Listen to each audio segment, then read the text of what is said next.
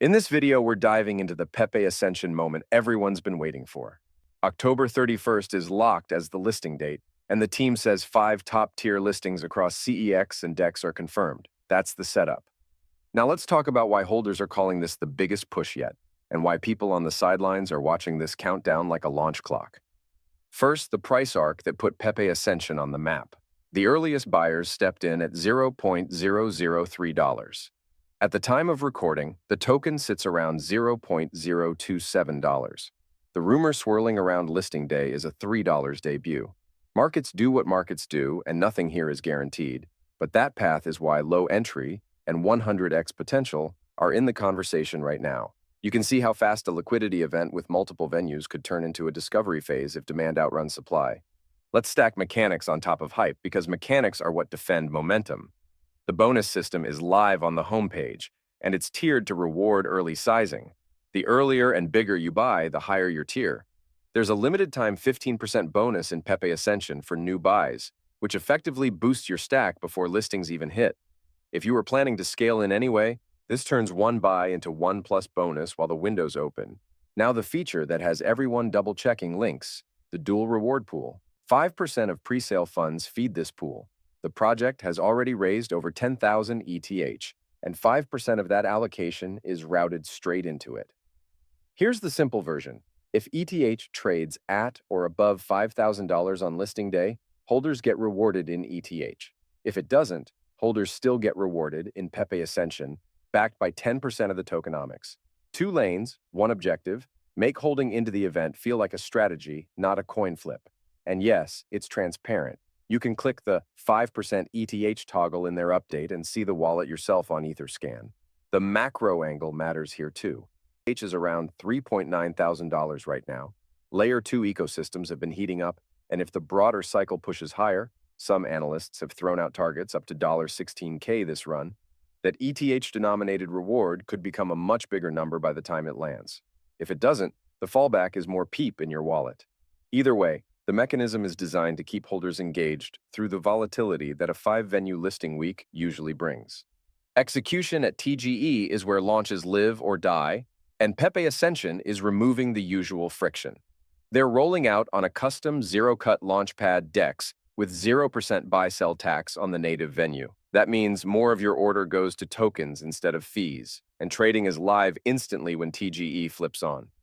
No middlemen, no mystery levers, and tools built for meme-pace flows. Fast pairing, fast liquidity, fast trend amplification.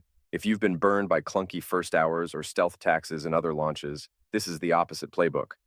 Longer-term holders get something to chew on too. Staking at a headline 150% APY. With compounding, that's roughly 2.5x more tokens over a year. To visualize it, stake 1,000 Pepe Ascension, and you're targeting about 2,500 after 12 months. If price appreciation shows up at the same time, gains layer. Using the team's example numbers, 1,000 Pepe Ascension at today's $0.027 is $27. If you're sitting on approximately 2,500 tokens a year later, and the price prints $3, that's $7,500, about a 277x on the initial dollars. No, that outcome isn't promised. It's a scenario that demonstrates why some investors choose to lock and compound rather than try to time every candle. Zooming out, there's narrative alignment all over this. Strength tends to spill over into Layer 2 stories, and Layer 2 stories tend to favor tokens that arrive with real mechanics, visible wallets, and immediate utility. Pepe Ascension checks those boxes: a public reward pool, a working launchpad, live staking, and a bonus engine aimed at the early mover crowd. Add the social layer, thousands of creators already pushing content, and you get the reach required to actually test that $3 rumor under real order flow. None of that replaces risk management, but it's why this isn't just another maybe next month project. This has a calendar, a plan, and a crowd. If you're already holding, here's a crisp checklist. 1. Verify the dual pool wallet on Etherscan so you know what's backing your position. 2. Decide whether you want to add during the 15% bonus window or simply wait for listing volatility. 3. If you're staking, choose your lock with intention. Don't lock what you'll panic unlock in a dip. 4. Write down your listing week rules before emotions show up. Profit targets, trailing stops, or a hold-through approach with staking. If you're still on the fence, Flip the decision in your favor with information you can control. Visit the homepage and updates, confirm the mechanics with your own clicks, and size your plan to your risk tolerance. Remember, a 5-exchange week is noisy. Price discovery cuts both ways. If you're aiming for day one entries, focus on execution speed on the zero-cut launchpad, and be realistic about slippage when volumes spike.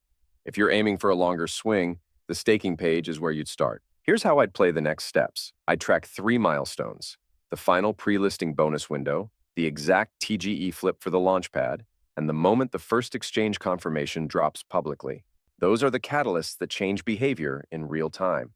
Between now and October 31st, expect the social ramp to intensify, more previews of the launchpad to surface, and staking TVL to climb as holders position for the event. None of that guarantees a price outcome, but each piece makes the launch more executable.